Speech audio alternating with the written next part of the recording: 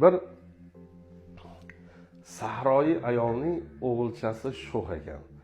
Undan zarar ko'rmagan biror kuni yo'q ekan. Qozondagi taomni tepib qochib ketar ekan, meshidagi suvini sepib qochib ketar ekan.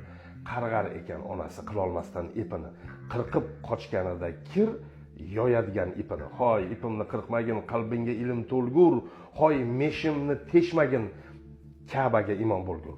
Hayvon dumin kesmagin, beozor bo'l, to'g'ri yur, g'arib yo'lim to'smagin, Ka'baga imom bo'lgur. Demas ekan juvon mard, haromi, marraz, o'lgur. Bitta ekan qarg'ishi, Ka'baga imom bo'lgur.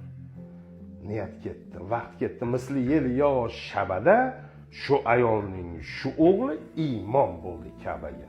Ne shohi sultonlar orqasidan turib g'oz, uniga iqtido qilib o'qir edilar namoz. Bolangizni so'kmangiz, duo qiling bolani. It, eshak deb so'kishga hayo qiling bolani. Rasululloh dedilar, yuzlaridan yog'ib nur.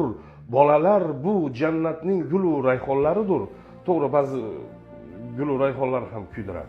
Sho'xligi ortib ketsa joningizdan to'ydirar.